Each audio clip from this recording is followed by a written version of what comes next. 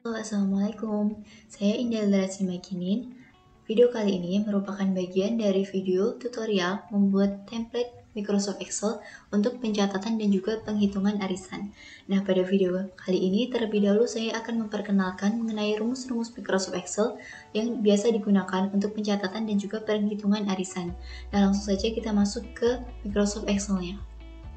Di sini terdapat beberapa rumus-rumus Excel untuk penghitungan arisan. Nah, yang pertama adalah rumus penjumlahan. Pada arisan biasanya terdapat tabungan, dan jika peserta arisannya banyak, tentu akan sangat susah apabila kita harus menjumlahkan satu persatu tabungan dari setiap peserta. Oleh karena itu, pada Microsoft Excel ini kita dapat menjumlahkan tabungan dengan sangat mudah. Caranya adalah sebagai berikut. Kita klik sel yang akan kita isikan jumlah, kemudian kita klik sama dengan, kemudian tuliskan sum atau summary yang artinya jumlah, kemudian buka kurung. Nah, kita akan jumlahkan dari sel C8 ke sel C11, sehingga kita klik sel C8, kemudian titik 2, dan kita klik sel C11, yang artinya kita jumlahkan dari sel C8 sampai C11, kemudian tutup kurung, dan enter. Nah, di sini akan langsung masuk jumlahnya. Apabila kita ganti salah satu angkanya atau salah satu nilai tabungannya, maka otomatis jumlahnya juga akan berganti. Misalnya ini kita tanda dulu. Nah, jumlahnya langsung akan ikut terganti. Itu untuk rumus penjumlahan. Yang selanjutnya adalah untuk rumus pengurangan. Biasanya pada arisan akan ada tabungan dan juga hutang. Nah, untuk menghitung berapa selisih tabungan dan hutang, kita bisa menggunakan Microsoft Excel agar lebih mudah. Yang pertama, sama yang kita lakukan adalah dengan klik sel pada bagian yang akan kita tempatkan selisihnya, kemudian kita tulis sama dengan. Nah, untuk rumus pengurangan sendiri, di Microsoft Excel tidak ada rumus khusus seperti rumus jumlah atau summary, sehingga kita harus melakukan pengurangan secara manual. Yaitu, di sini kita akan kurangkan tabungan pada E8, kita klik E8, kemudian kita kurangkan dengan sel F8. Kita klik sel F8, kemudian enter. Nah, di sini akan langsung muncul selisih antara tabungan dan hutang pada baris 8. Kemudian untuk baris-baris yang selanjutnya, kita tidak perlu mengulangi rumus tersebut satu persatu. Kita tinggal arahkan kursor sehingga akan terlihat tanda plus seperti ini. Kemudian kita tarik ke bawah sampai pada sel yang kita inginkan. Setelah itu kita lepas dan akan secara otomatis selisihnya akan langsung muncul. Di sini bisa kita lihat pada bagian ini merupakan pengurangan dari E11 dikurangi F11, kemudian bagian atasnya dan seterusnya seperti itu. Yang ini adalah untuk rumus pengurangan. Selanjutnya adalah untuk rumus if.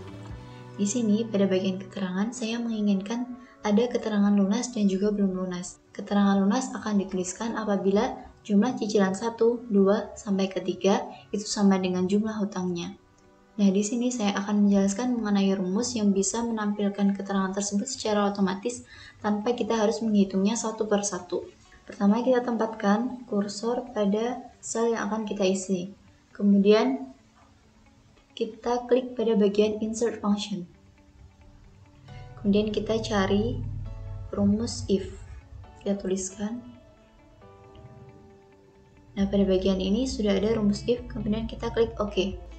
Di sini kita diminta untuk memasukkan beberapa argumen. Yang pertama adalah untuk logical test. Tadi saya menginginkan jika jumlah cicilan 1, 2, dan 3 sama dengan hutang.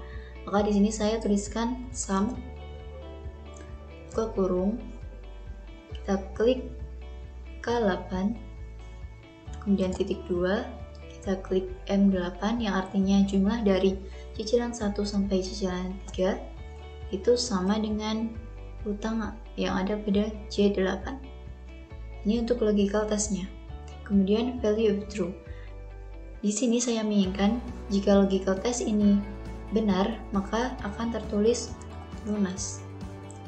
Dan jika salah, maka akan tertulis belum lunas. Setelah itu kita klik OK. Nah, di sini akan langsung muncul tulisan lunas tanpa kita harus menghitung. Untuk yang bagian bawahnya sama seperti yang pengurangan tadi, kita tinggal tarik ke bawah, dan langsung akan otomatis muncul keterangan lunas ataupun belum lunas. Ini adalah untuk rumus if. Nah, yang selanjutnya adalah mengacak nama. Tentu pada saat arisan akan ada satu proses untuk mengundi salah satu nama peserta yang akan mendapatkan arisan pada hari itu. Nah, kita bisa menggunakan Microsoft Excel untuk mengacak nama atau mengundi nama pesertanya. Yang pertama kita lakukan adalah kita menuliskan nama-nama peserta arisan beserta dengan nomornya. Kemudian setelah itu, jika sudah kita tuliskan dalam tabel, kita blok tabelnya, dan pada name box kita beri nama peserta. Artinya tabel tersebut kita beri nama peserta. Kemudian setelah itu kita buat tabel seperti ini, hasil arisan dan juga nama. Pada hasil arisan ini kita akan lakukan pengacakan nama. Caranya adalah kita klik sel hasil arisannya, kemudian kita klik insert function. Setelah itu kita pilih function run between. Kita klik OK. Nah, di sini ada beberapa argumen. Yang pertama ada bottom dan top. Di sini saya akan masukkan, kita akan mengacak dari nomor 1 sampai dengan nomor 5 karena ada 5 peserta. Sehingga untuk bottomnya saya masukkan 1 dan untuk topnya saya masukkan 5. Kemudian kita klik OK. Nah, di sini langsung akan teracak. Ternyata yang tadi diacak adalah nomor 5. Kemudian kita bisa acak ulang.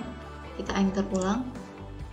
Oh, ternyata yang muncul angka 5 lagi. Kemudian kita acak ulang lagi nomor 1 dan seterusnya. Kita bisa acak ulang pada hasil arisan tersebut.